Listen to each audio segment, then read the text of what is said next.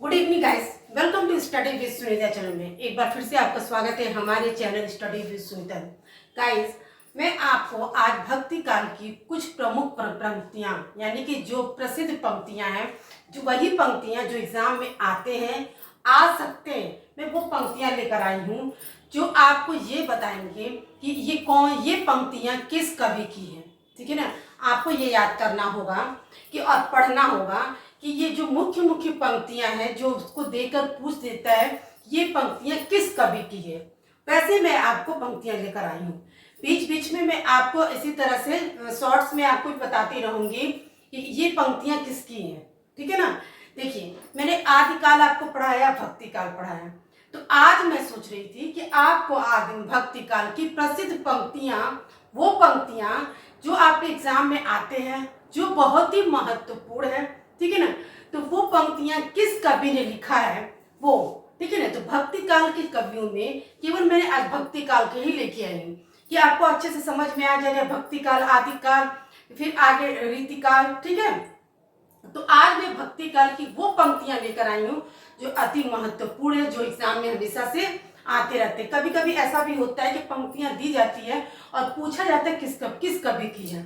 ठीक है ना, तो आपको या फिर कवि का दे देगा कोई प्रसिद्ध पंक्तियां बता दीजिए, तो आप जो भी जिस तरीके से आपको मालूम चल जाएगा।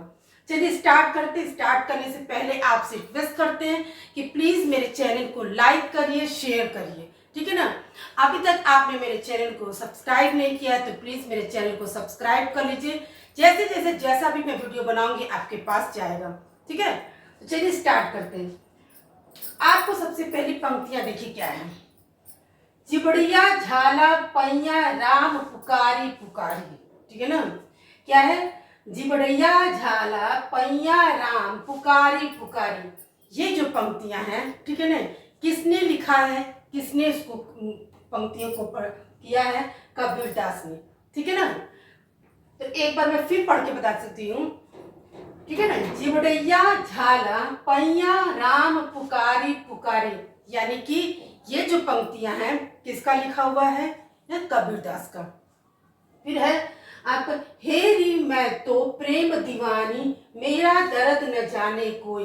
ठीक है ना, आपको मीराबाई के बारे में पता ही है कि वो कृष्ण भक्त थे। ठीक है ना, तो वही उनका कहना है कि मेरे प्रेम के दर्द को कोई जाने ना। ठीक है, तो वही है, हेरी मैं तो प्रेम दीवानी मेरा दर्द न जाने कोई। इस पंक्ति में ही आपको अर्थ समझ में इसका आ जा रहा है। किसकी पंक्ति है? मीराबाई का। ठीक है ना, फिर है, एक भरोसो एक बल एक आस विश्वास। ठीक है ना, एक राम घनश्याम हित चातक तुलसीदास। इस पंक्ति में ही उनका नाम आ गया है।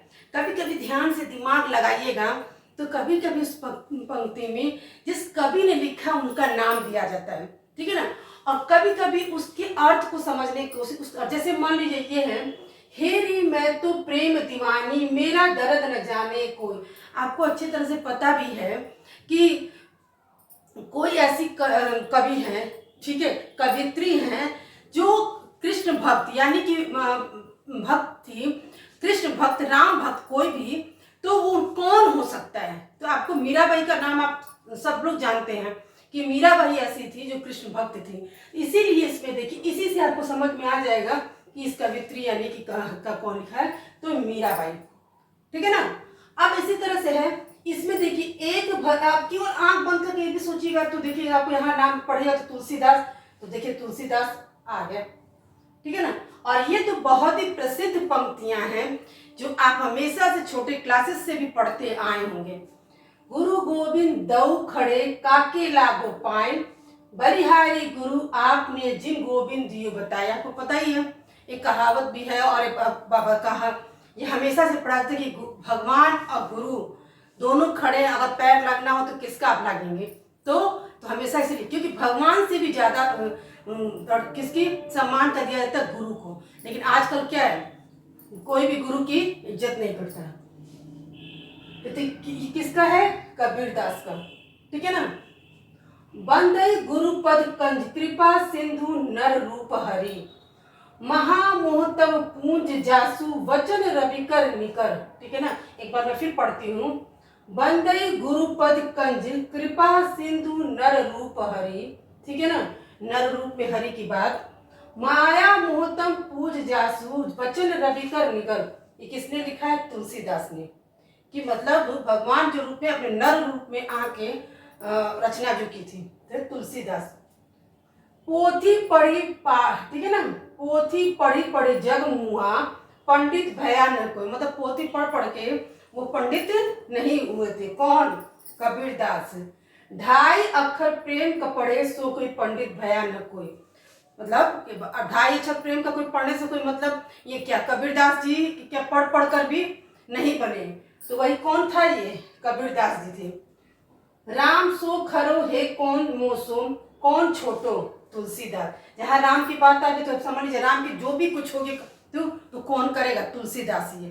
ये छोटी छोटी ट्रिक्स है जिससे आप समझ में आ जाएगा। जैसे देखिए इसमें आपको इसमें तो अब ये राम समझ के ये मत समझ लीजिएगा कि इसमें राम है तो तुलसीदास नहीं। देखिए जिबड़ैया झाला पैया राम पुकारी पुकारी यानी कि कबीरदास का। ठीक है।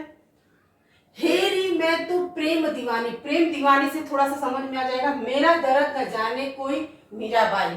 ठीक है ना। एक भरोसो, ठीक है ना, एक भरोसो एक बल एक आस विश्वास एक राम धन श्याम हित चातक तुलसीदास। ये तुलसीदास से समझ में आ जाएगा। ये पंक्ति तुलसीदास की ही है।